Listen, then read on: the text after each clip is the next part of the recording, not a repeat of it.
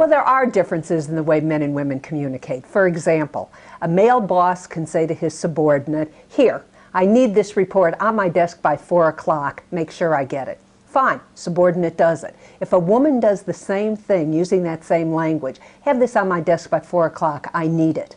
In all likelihood, the subordinate is going to turn and say, "B word." It's not acceptable. So what does a woman then have to do? She can't come across as directly and as authoritatively as the man can, so she softens it a little bit. "Hey, Joe, have a nice weekend. Oh, by the way, I'd like to have this report on my desk by 4 o'clock. Will that work for you?" She will probably get the report, but what she risks doing that way is being taken a little less seriously. Very often women are at an unfair disadvantage because they're being judged by a standard both of being assertive and strong and a leader on one hand, but on the other hand, the expectation of a woman speaking is that she be collaborative and cooperative and cordial and gracious and not too direct. So how do you balance that, and how do you come across as a serious player?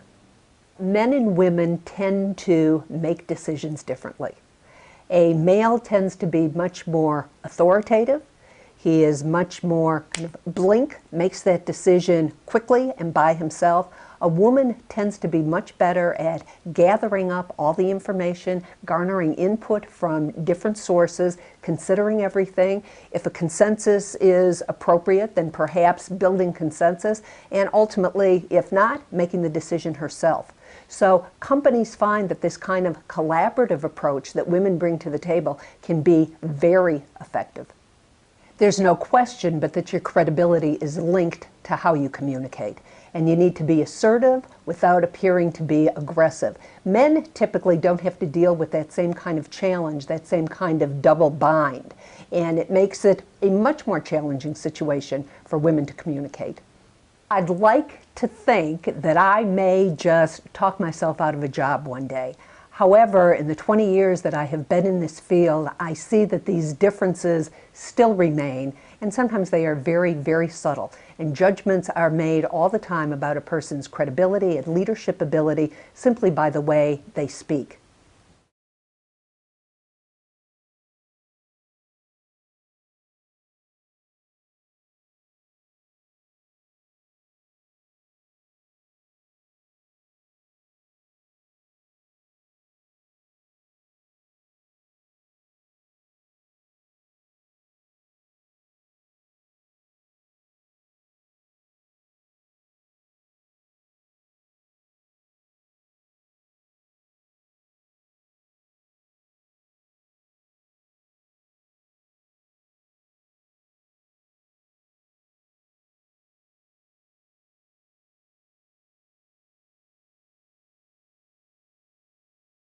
Let me share with you an observation that I had recently when I was doing some consulting at ESPN.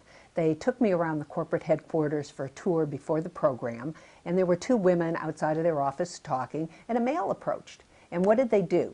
The first thing that they did was they stopped talking. Second, they physically kind of opened up to include him. And third, they asked him a question.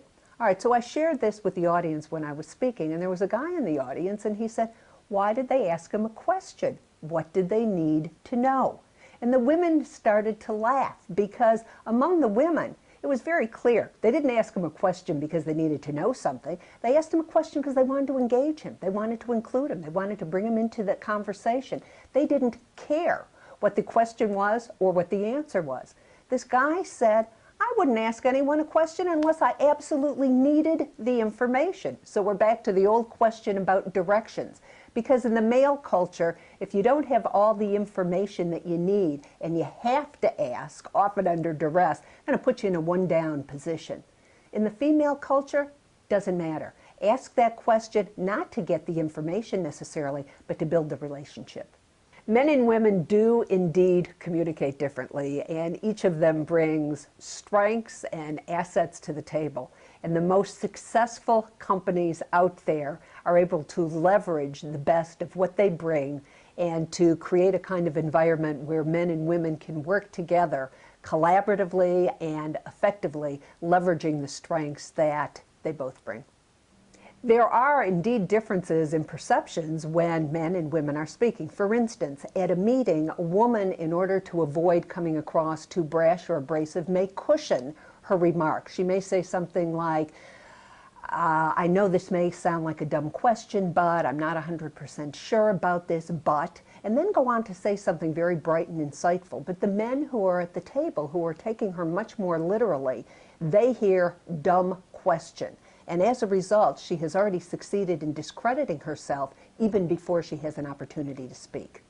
Communication style and perception is very important, because if a woman is perceived to be abrasive or brush or too direct or too authoritative, it definitely is going to impact her relationship with her workers, both her peers, her subordinates, and her superiors, and may certainly hinder her ability to get ahead in the workplace. It's much more challenging for women to communicate in the workplace than it is for men, because they want credibility, they want to be taken seriously, and at the same time, if they come across as too direct or too authoritative, then they're going to get pinged and penalized for that.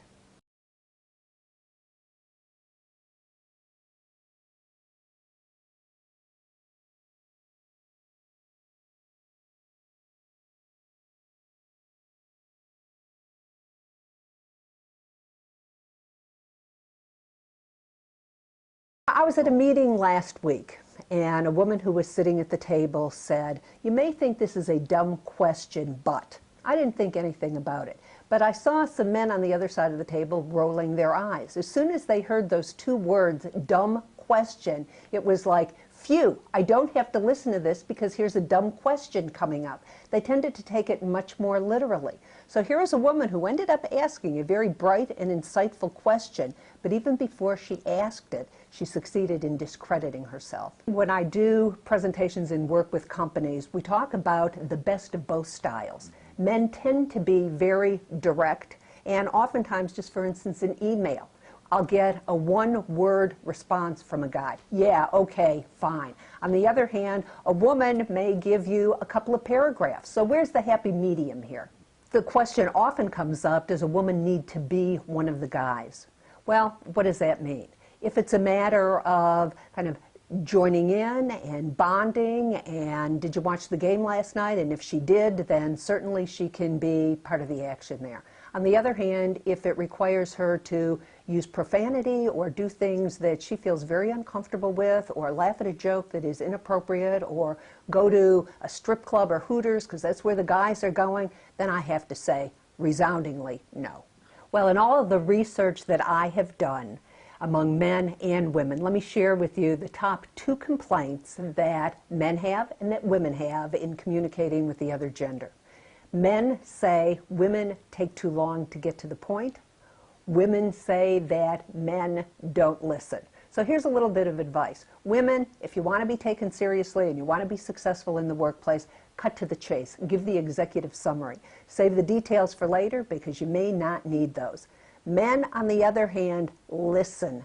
And not just with your ears, but give that occasional head nod, give an occasional sign of verbal validation, and if you're at home, you might even consider putting down the remote. It will earn you big points.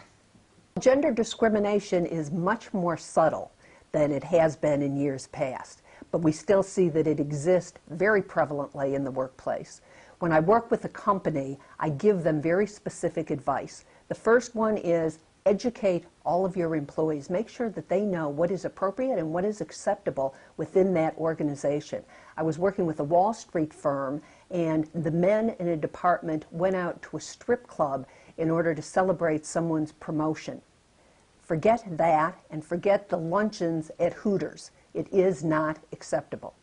Number 2, make sure that all of your hirings and promotions are listed and the very specific criteria are noted for each job. And don't make assumptions because a woman is married with children, for instance, that she doesn't want an overseas promotion or that she's not willing to relocate. She may want to go to Paris. She may want her children to learn French in the lycée there.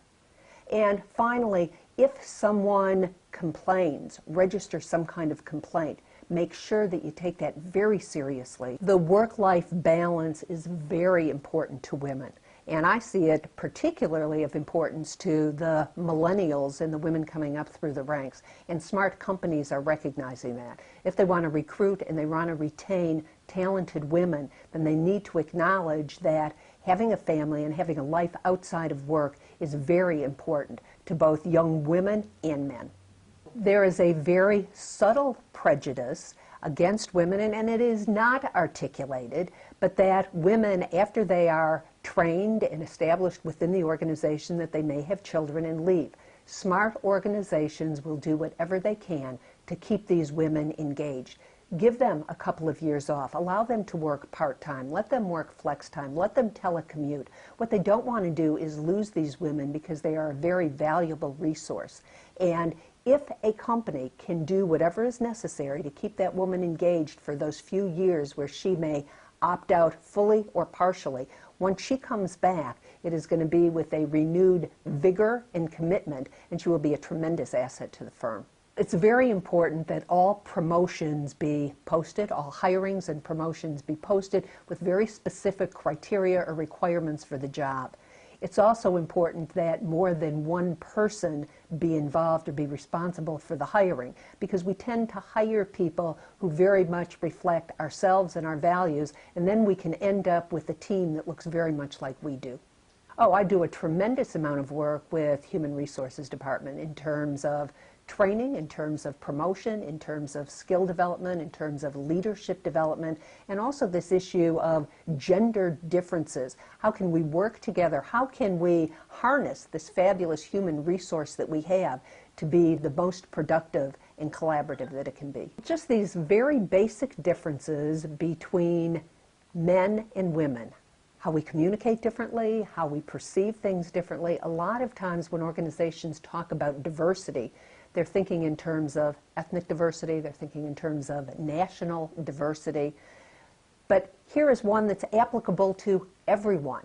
How are men and women hardwired differently? How do they communicate differently? How is their decision-making process different?